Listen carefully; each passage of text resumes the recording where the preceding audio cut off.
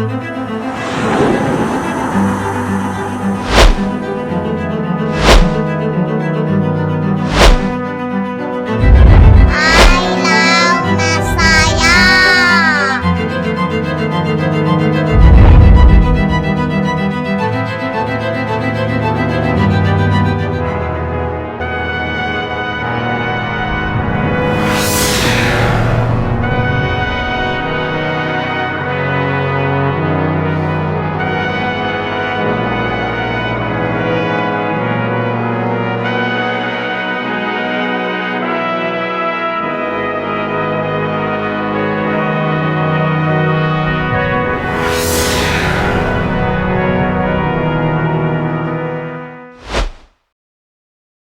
மத்திய 5வது அதிகாரம் 18வது வசனத்துல வானமும் பூமியும் ஒழிந்து போனாலும் நியாய பிரமாணத்தில் உள்ள நிறைவேறும் அளவும் அது உள்ள ஒரு எழுத்தாகிலும் ஒரு எழுத்தின் உறுப்பாகிலும் ஒழிந்து போகாது என்று மெய்யாகவே உங்களுக்கு சொல்லுகிறேன் என்று சொல்றார். அப்படின்னா என்ன சொல்றாரு பாருங்க.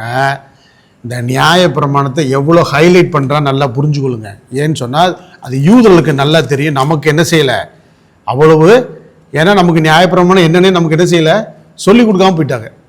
என்னன்னே அது விளக்கமே தெரியாமல் சும்மா நியாயப்பிரமாணம் இல்லை நியாயப்பிரமாணம் இல்லை எல்லாம் கிருபையின் பிரமாணம்னு சொல்கிறாங்க.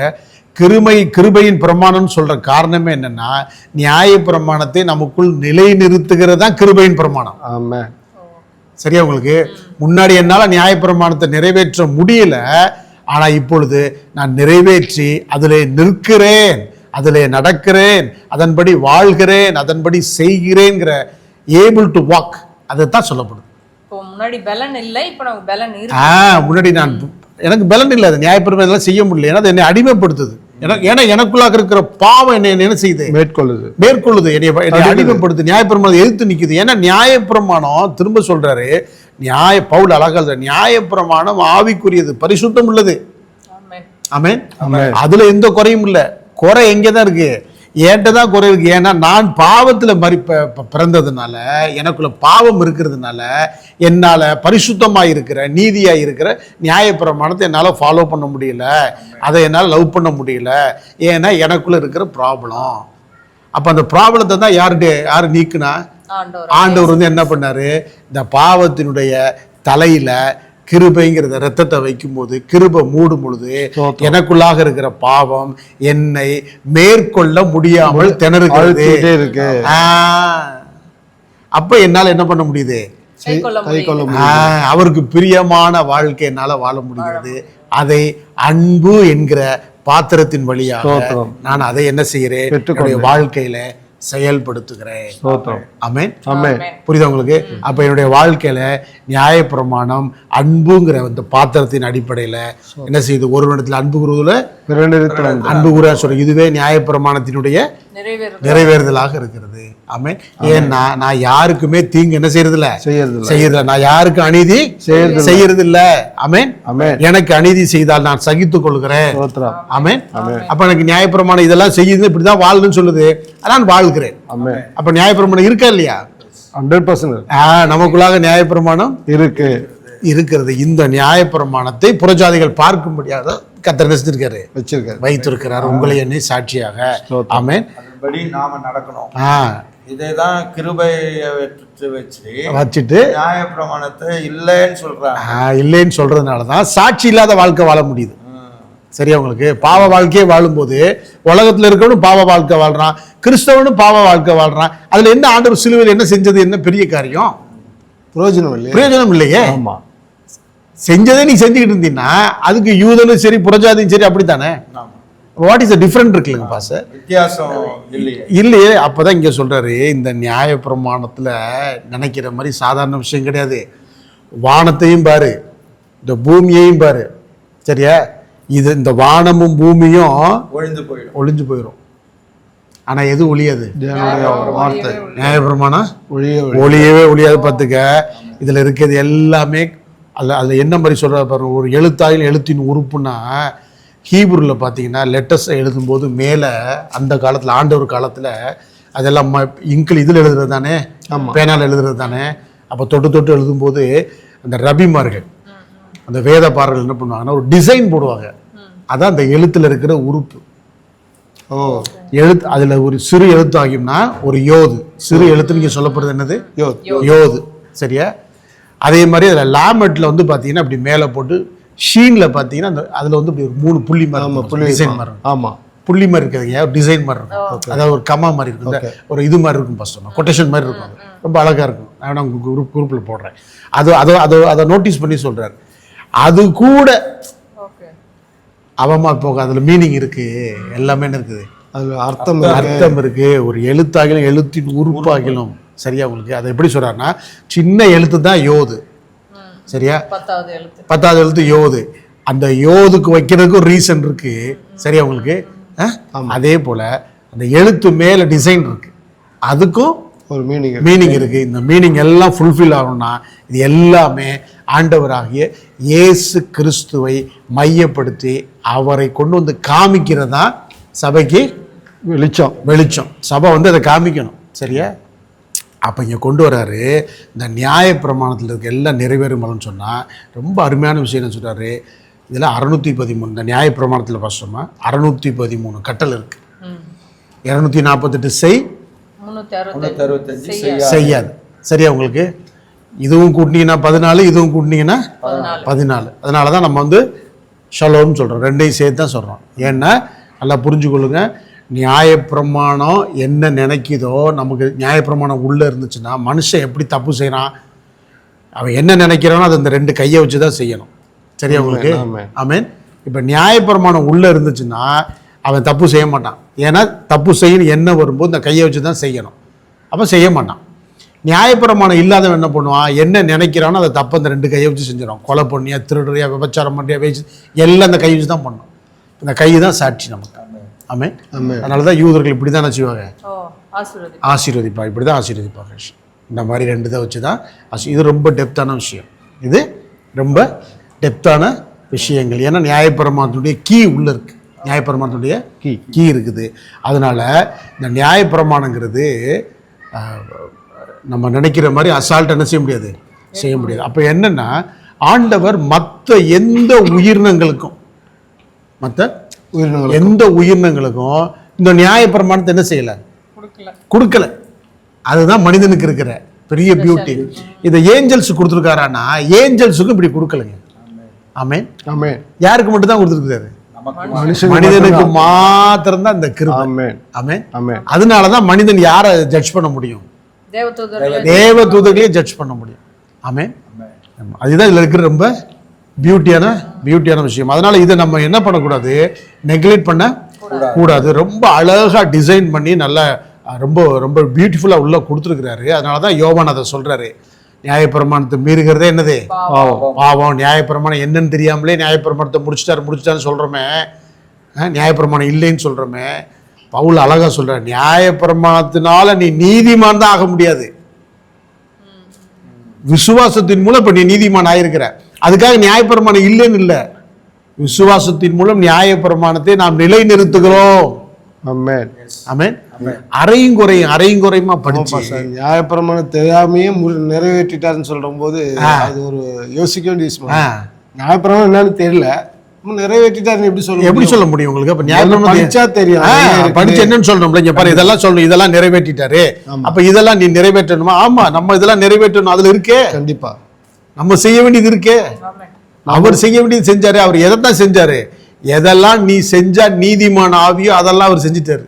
மற்ற செய்ய வேண்டியது நம்ம செஞ்சுதான் தலைவர். ஆமா, கண்டிப்பா. ஆமென். பழைய ஏற்பாடு அல்ல, புதிய ஏற்பாடு தான் நமக்கு புது உடன்படிக்கை தான் அப்படின்னு சொல்லி இருக்கிறாங்க. அப்படின்னா என்ன அர்த்தம்னா, தோராவே வேண்டான்னு சொல்ற அளவுக்கு தானே இருக்கு.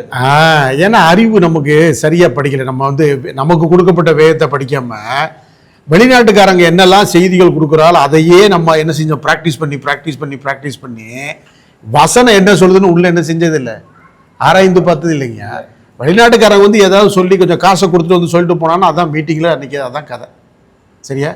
நமக்கு வேதம் நமக்கு கொடுக்கப்பட்டது, என்னுடைய சொத்து, எனக்கு கொடுக்கப்பட்டது தனி, ஒவ்வொரு இண்டிவிஜுவல் சோலுக்கும் பரிசுத்தரின் அறிகிற அறிவு எனக்கு வேணும். ஆமென். ஒரு போதிக்கிற எனக்கு வேணும். அப்பதான் நான் அநேகர் என்ன செய்ய முடியும், போதனைக்குள் நடத்த முடியும். எனக்கே நியாயப்பிரமாணம் என்னன்னு தெரியாது, வேதம்னா என்னன்னு தெரியாது. சரியா? உங்களுக்கு உள்ள இருக்கிற டிவிஷன் புரியாது, கால்குலேஷன் புரியாது, கர்த்தருடைய சித்தம் புரியாது, பரிசுத்தருடைய அறிவு என்னன்னு எனக்கு தெரியல. எவ்வளவு விஷயம் உள்ள இருக்கு பாஸ்டர். எதுவுமே நான் கற்றுக்கொள்ளாம ஒரு சுவிசேஷங்களை போல நான் எதை மட்டும் தான் பிடிச்சுக்கிறேன், கிருபையை மட்டும் பிடிச்சி மத்தேயு மார்க்கு லூக்காலே நின்றுக்கிறேன், யோவான் கிட்ட வர மாட்டேங்கிறேன். ஆமென்.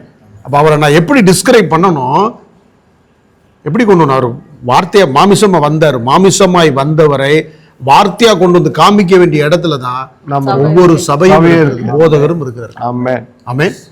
இதை நீங்க காமிக்கல, அவரை வார்த்தையா காமிக்கலைன்னா நீங்க இழந்துட்டீங்கன்னு அர்த்தம், ஃபோக்கஸ் பண்ணலன்னு அர்த்தம், தேவனுடைய ராஜ்யத்தை கொண்டு வரலன்னு அர்த்தம். சபைக்கு அவர் யாரும் காமிக்கல, ஏன்னா அவருடைய நாமம் தேவனுடைய வார்த்தை என்பதே. தேவன்னா என்னன்னு தெரியாது, ஆண்டவர்னா என்னன்னு தெரியாது, கர்த்தர்னா என்னன்னு தெரியாது, சேனைகளின் கர்த்தர்னா என்னன்னு தெரியாது, இஸ்ரவேலின் பரிசுத்தம்னா என்னன்னு தெரியாது, பரிசுத்தம்னா என்னன்னு தெரியாது, நீதினா என்னன்னு தெரியாது. சொல்றது புரியுது உங்களுக்கு? ரட்சிப்புனா என்னன்னு தெரியாது. எதுவுமே டீட்டெயிலா சொல்லி கொடுக்காம கடவுளை கும்பிட மட்டுமே, சபைக்கு வா கடவுளை கும்பிடு, 2 பாட்டு பாடு, அவ்வளவுதான். உபவாசம் இரு, ஜெபம் பண்ணு, கர்த்தர் எல்லாம் செய்வார், கர்த்தர் உனக்கு எல்லாம் கொடுப்பார், எல்லாம் கொடுப்பார், எல்லாம் கொடுப்பார்னா இதெல்லாம் யாரு பண்ணுவான்? இதெல்லாம் வெளிப்படுத்தின விசேஷம் 19:13 ஐயா நீங்க சொல்றது. சொல்லுங்க. ரத்தத்தில் தோய்க்கப்பட்ட வஸ்திரத்தை தரித்திருந்தார், அவருடைய நாமம் தேவனுடைய வார்த்தை என்பதே. இதைத்தான் என்ன சொல்லுது நமக்கு யோவான்ல, அவர் ஆதியிலே தேவனோடு இருந்தார். நம்மால் என்ன சொல்றான், அவர் தாங்க எல்லாமேங்கிறான். அங்கேதான் மாட்டிக்கிட்டு முடிக்குது. அப்ப சபைக்கு தலை கிறிஸ்துவா பிதாவா? கேள்வி இருக்கா? 1000 வருஷ அரசாட்சியில பிதாவோடு நீங்க ஆள போறீங்களா, கிறிஸ்துவோடு ஆள போகிறீங்களா? ஏகப்பட்ட விஷயம் இருக்குல்ல. அப்ப சபைக்கு எல்லாத்தையும் குழப்புறதா? ஏன்னா நாம சரியா படிக்காதனால, ஆழமாக வார்த்தைக்குள்ள போகாதனால, சும்மா வாயில வடை சுட்டதுனால என்ன செய்ய முடியல, எல்லாம் ஒண்ணுதான் மொத்தமா அடிச்சு போட்டு போனதுனால அவர் தான் இவரு, இவர் தான் அவர்னீங்கன்னா அப்ப சபை எப்படி வரும்? ஆவி ஆத்மா சரீரம் சேர்ந்து இருக்கிற பொழுது ஆவிதான் சரீரம், சரீரம் தான் ஆத்மானீங்கன்னா நீங்கள் முட்டாள்னு அர்த்தம். சரியா உங்களுக்கு? சரிதானே? அப்ப எல்லாமே பகுத்து சொல்லி கொடுக்கணும்ல. அப்ப உள்ள போகணும்ல. இப்ப MBBS படிக்கிறாங்க, அதுக்கப்புறம் டிவிஷன் போட்டு உள்ள போயிடுறாங்கல்ல. ஆமா, காமனா MBBS படிக்கலாம், அதுக்கப்புறம் ஹார்ட்டுக்கு தனியா, இதுக்கு தனியா எல்லாம் போறாங்கல்ல உள்ள. அவங்க தானே அந்த டிபார்ட்மெண்ட்ல போறாங்க. அப்ப 5 ஆகமத்துக்குள்ள உள்ள வந்துட்டீங்க, ரட்சிக்கப்பட்டு உள்ள வந்துட்டீங்க. இந்த வந்தோன்னா 5 வகையான ஊழியத்துல வேத ஊழியம் இருக்குல்ல, போதிக்கிற ஊழியம் இருக்குல்ல, இதுக்குள்ள ஆழமா கொண்டு போகணும்ல. அப்ப இதுல தேரப்பட்ட ஆட்கள்கிட்ட நீங்க என்ன செய்யணும்? கற்றுக்கொள்ளணும்ல. ஆனா கற்றுக்கொள்றதுக்கு என்னன்னா, நம்மால் பாக்குறதெல்லாம் என் ஜாதிக்காரனா, என் ஊர்க்காரனா, வசதி இருக்கா, பின்புலம் இருக்கா, அப்படி பார்க்காம பரிசுத்தமா இருக்கானா, நீதியா இருக்கானா, சத்தியம் இருக்குதா, வார்த்தை சரியா சொல்லி கொடுக்கப்படுதா, அவருக்கு அது மூலம் விடுதலை ஆகுதா, ஞானமா இருக்கா, இதெல்லாம் ஒத்து பார்க்கணுமா இல்லையா? அது பார்க்கறது இல்லை. சரி, புரியுதா உங்களுக்கு? அது பார்க்கறது இல்லை. இதெல்லாம் பார்த்துட்டு அப்புறம் எப்படி உங்களுக்கு பரிசுத்தருக்கு ஏற்ற ஞானம் வரும்? நீங்க தான் மூடன் ஆயிடுவீங்களே. ஆமென். அதை கற்றுக்கொள்ள எனக்கு விருப்பம் இல்லாம போதே. ஆமென். அதனாலதான் சொல்றாரு, நீங்கள் எவ்விடத்தாரோ நான் உங்களை அறியேன். ஏன்னா புத்தி உனக்கு இல்லை, கற்றுக்கொள்ளவில்லை. ஆமென். நான் கொடுத்தேன், என்னை அறிகிற அறிவு உனக்கு வேணான்ட்ட, என்னை பத்தி எந்த அறிவும் உனக்கு இல்லை. அதனாலதான் பெரிய பெரிய ஆலயங்களை கட்டுற, பிரம்மாண்டமா கட்டுற. மனிதனை கட்டாம, ஆத்துமாவை கட்டாம எதை கட்டுற? பில்டிங்கை கட்டுறது. காரணம் என்ன? இதான் ரீசன். அவரை அறிகிற அறிவை சொல்லி கொடுக்காம சும்மா ஜெபம் பண்ணு, அது பண்ணி இது பண்ணி, எதெல்லாம் மேலோட்டமா சொல்ல முடியுமோ அதை சொல்லிவிட்டு எது ஆழமாக சொல்லணுமோ அதை சொல்லாம விடுறதுனால சபை சாட்சியா இல்லை இருக்க முடியல. அப்ப இங்க என்ன சொல்றாரு? வானமும் பூமியும் ஒளிந்து போகும். சரியா உங்களுக்கு?